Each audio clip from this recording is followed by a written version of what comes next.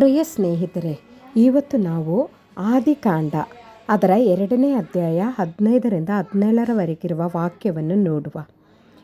ಯೆಹೋವ ದೇವರು ಆ ಮನುಷ್ಯನನ್ನು ಕರಕೊಂಡು ಹೋಗಿ ಏದೆನ್ ತೋಟವನ್ನು ವ್ಯವಸಾಯ ಮಾಡುವುದಕ್ಕೂ ಕಾಯುವುದಕ್ಕೂ ಅದರಲ್ಲಿ ಇಟ್ಟನು.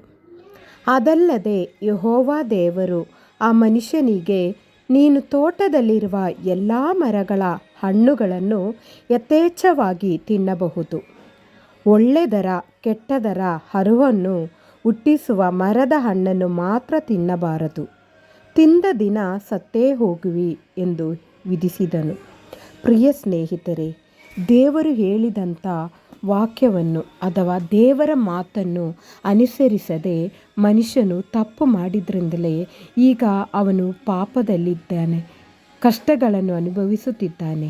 ಆದ್ದರಿಂದ ಪ್ರಿಯರೇ, ದೇವರು ಏನು ಹೇಳಿದರೋ ಅದನ್ನು ಅನುಸರಿಸಿ ನಡೆಯುವುದೇ ಮಾನವರಾಶಿಗೆ ಉತ್ತಮ. ಎಲ್ಲರನ್ನೂ ಪ್ರೀತಿ ಮಾಡುವುದಕ್ಕೆ, ಎಲ್ಲವರನ್ನೂ ಒಂದೇ ಸಮಾನ ನೋಡುವುದಕ್ಕಾಗಿ ದೇವರು ಒಬ್ಬೊಬ್ಬರನ್ನು ಸೃಷ್ಟಿ ಮಾಡಿದರು. ಆದರೆ ಮನುಷ್ಯನು ಎಲ್ಲವನ್ನು ಬೇರೆ ಬೇರೆ ಮಾಡಿ ಜಾತಿ, ಮತ, ವೇದ, ವರ್ಣ ಅಂತ ಹೇಳಿ, ಕೀಳು ಮೇಲು ಅಂತ ಹೇಳಿ ಅವರನ್ನು ಹೀನವಾಗಿ ಜನತೆಯನ್ನು ನೋಡುತ್ತಿದ್ದಾರೆ.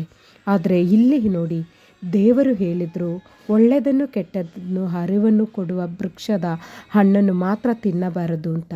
ದೇವರು ಏನು ತಿನ್ನಬಾರದು ಅಂತ ಹೇಳಿದ್ರೋ ಅದನ್ನೇ ಮನುಷ್ಯ ತಿಂದು ಪಾಪಕ್ಕೆ ಒಳಗಾದ.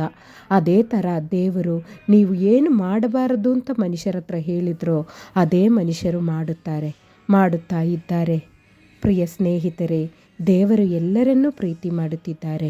ಆದ್ದರಿಂದಲೇ ಮುಂದಿನ ಭಾಗ ಏನಾಗುತ್ತೆ, ಏನು ದೇವರ ವಾಕ್ಯ ಅಂತ ಹೇಳುವುದು ಮುಂದಿನ ವಿಡಿಯೋದಲ್ಲಿ ನೋಡುವ. ವಿಡಿಯೋ ಇಷ್ಟವಾದರೆ ಲೈಕ್ ಮಾಡುವುದಕ್ಕೂ ಸಬ್ಸ್ಕ್ರೈಬ್ ಮಾಡುವುದಕ್ಕೂ ಮರಿಬೇಡಿ ಪ್ರಿಯರೇ.